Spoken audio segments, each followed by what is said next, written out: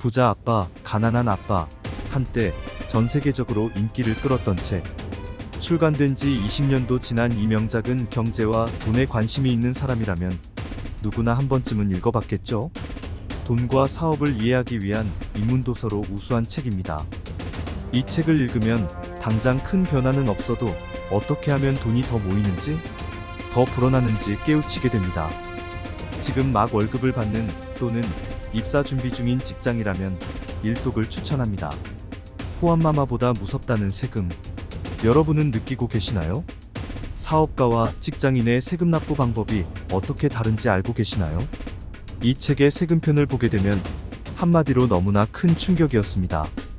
그동안 오랫동안 열심히 근면성실하게 일하면서 월급 받기 전 기본적인 세금을 낸 금액을 수령하고 그 받은 금액으로 조금씩 모아 저축하고 그러면서 차도 사고 집도 사고 그런 줄만 알았던. 하지만 책의 내용을 읽고 나서는 너무나 다른 세상에 있다는 것과 아무것도 모르고 있다는 제 현재에 너무나도 큰 정신적 충격을 받았던 기억이 납니다. 그 핵심적인 내용들을 이제부터 살펴볼까요? 부자들은 돈을 위해 일하지 않는다. 가난한 사람들과 중산층은 돈을 위해 일한다. 하지만 부자들은 돈이 그들을 위해 일하게 만든다. 삶은 우리 모두를 내두른단다. 어떤 사람들은 포기하고 어떤 사람들은 싸우는데 몇몇 사람들은 뭔가를 배워서 앞으로 나아가지. 이런 사람들은 삶이 자신을 내두르는 것을 오히려 환영한단다.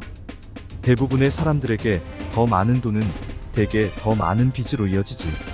대다수 사람은 쥐꼬리만 한 돈을 벌기 위해 열심히 일하고 안정적인 직장이라는 환상에 매달리고 3주밖에 안 되는 연차를 손꼽아 기다리고 45년 동안 뼈 빠지게 일한 뒤에 받는 얼마 되지도 않는 연금을 바라보며 살지. 직장이 안정감을 줄 것으로 생각하는 것은 스스로에게 거짓말을 하는 것과 같다. 삶이 돈의 지배를 받아서는 안 돼. 왜 금융 지식을 배워야 하는가? 얼마나 버느냐는 중요하지 않다. 얼마나 모을 수 있느냐가 중요하다. 문제를 해결하고 돈을 벌게 해주는 것은 바로 지식이다. 금융 지식이 없다면 돈은 얼마 안 가 사라지게 되어 있다. 장기적인 부자가 되고 싶다면 회계는 가장 중요한 과목이다. 부자가 되는 이유. 자산 부문이 지출을 상쇄하고도 남을 정도로 충분한 수입을 창출한다. 남는 돈은 다시 자산 부문에 재투자된다. 중산층이 고생하는 이유. 주요 수입원은 임금인데 임금이 인상되면 세금도 함께 인상된다. 이들은 자신의 집을 가장 큰 자산으로 여기며 소득을 창출하는 자산에 투자하는 법이 없다. 대개 그들의 유일한 수입원은 임금이며 그들의 생계는 전적으로 고용주에게 달려있다. 수입을 창출하는 자산을 사는데 전념하라. 그것이 부자의 길로 들어서는 최상의 방법이다. 부자들은 자신을 위해 사업을 한다. 부자들은 자산에 초점을 맞춘다. 부자가 아닌 이들은 수입에 초점을 맞춘다. 오늘날 맥도널드는 세계에서 가장 많은 부동산을 보유하고 있는 단일 조직이다.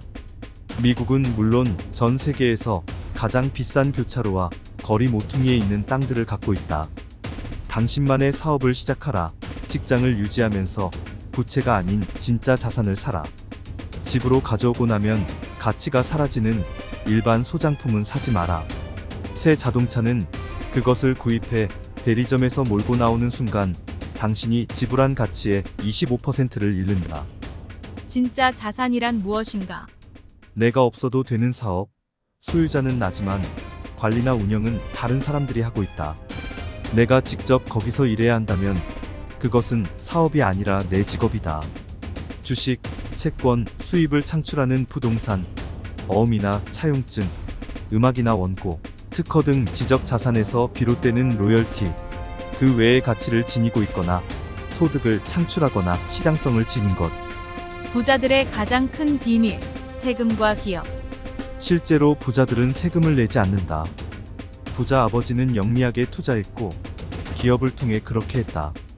그것이 바로 부자들의 가장 큰 비밀이다.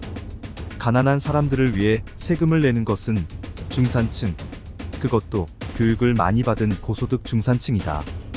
원래 세금의 목적은 부자들을 벌주기 위한 것이었을지 몰라도 현실적으로 결과는 그 법률을 지지한 중산층과 가난한 이들에게 벌을 주는 것으로 나타났다. 부자들은 돈을 만든다. 현실 세계에서 앞서 나가는 사람은 대개 똑똑한 사람이 아니라 용감한 사람이다. 우리가 나아가지 못하는 것은 전문적인 지식이 부족해서가 아니다. 그보다는 자기 확신이 부족하기 때문이다. 금융적 천재성은 기술적 지식과 대담함 양쪽 모두를 필요로 한다. 낡은 사고방식이야말로 가장 큰 부채다. 우리 모두가 가진 가장 강력한 자산은 바로 우리의 정신이다. 제대로만 훈련한다면 정신은 거의 순식간에 엄청난 부를 만들어낼 수 있다. 시간은 당신이 가진 가장 큰 자산 중 하나다. 돈을 위해 일하지 말고 교훈을 얻기 위해 일하라. 부자 아빠는 이야기한다. 많은 것에 대해 조금씩은 알아야 한다. 회사를 운영할 때 가장 어려운 부분은 사람들을 관리하는 것. 나는 젊은이들에게 돈을 벌기보다 무언가를 배울 수 있는 직장을 찾으라고 추천한다. 삶에 대해 장기적인 안목을 가져라. 단순히 돈과 안정적인 생활을 위해 일하기보다 두 번째 직업을 가지라. 이 세상에는 가난한 인재들이 가득하다.